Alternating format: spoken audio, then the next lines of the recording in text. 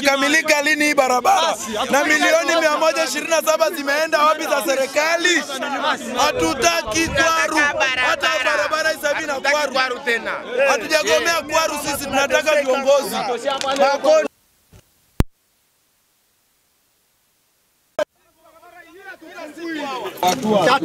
Tatizo barabara ni mbovu kupitiliza. Kuanzia juzi tangu ilivyoanza kunyesha, watoto karibu 3 4 wameokolewa kwenye mtaro huo wa maji. Leo hii mimi asubuhi nilipita hapo, ilikuwa ni saa 2 nilikuwa naenda kazini. Nimeshindwa hata kwenda kazini leo. Nilimkuta mtoto mdogo karibu miaka 2 alikuwa anaenda shuleni. Mungu haki. Akashindwa kuvuka ule mtaro. Nikampigia mheshimiwa diwani. Nikamwambia mheshimiwa diwani, hii hali sio salama sana. Akaniambia sasa tunafanyaje, kwa sababu tulishakaa jana na wenye viti na nani na kamati sijui ya nini na TARURA kuhusu hiyo barabara. Nikamwambia mheshimiwa diwani, angalia, kwa sababu kama mnapenda hela, angalieni pia na watoto wanaosoma shule huku Kinana, wanasoma Enyorata, wanasoma shule nyingi tu huku chini. Nikamwambia mnataka maiti, mnataka nini? Kuna jana gari ya shule ya Enyorata ililala mpaka saa 6 usiku pale, ilikuja kutoroka na director usiku. Sasa ndugu zangu, mnavotuuliza kuna shida gani? Shida ni hiyo. Kwanza ingetakiwa tungekuwa kwenye eneo la tukio sasa hivi. Tungeenda kwenye eneo la tukio na nyinyi mjione liko hapo chini. Wananchi ndio serikali yenyewe, ila hawa pia ni sawa, ndio viongozi wa serikali hawa waliofungua njia, lakini pia serikali kubwa inaanzia mtaani, kwamba kikubwa ni barabara. Kama hapa tuko Tanzania sio Somalia, na kama itatumika nguvu kwa sababu ya tumefunga barabara kukudai haki yetu ya msingi ya barabara, moja ya mahitaji muhimu ya binadamu ni kiopo ni miundombinu. Hii barabara ni ya muda mrefu zaidi ya miaka 10 sasa hivi tunateseka na barabara. Hapa tuliko tuna wazazi wetu wako Nkwaranga, sio chini ya watoto 5 wamevunjika kwa ajili ya hii barabara. Chanzo ni barabara kwa mbovu, wanapitisha greda siku ya kwanza ya pili wanaondoka, wanachukua vifusi kwenye milima yetu na kwenda kutengeneza maeneo ya jirani.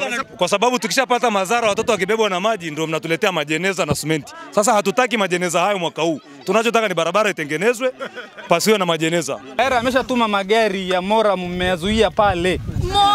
Yaje yapunguze. Nyinyi wananchi mkijua fujo sisi tutaondoka. Lakini ni vizuri mkatusikiliza. Tusikilizeni, hatujaje kucheza hapa. Mkileta fujo tunaondoka. Acheni ujinga.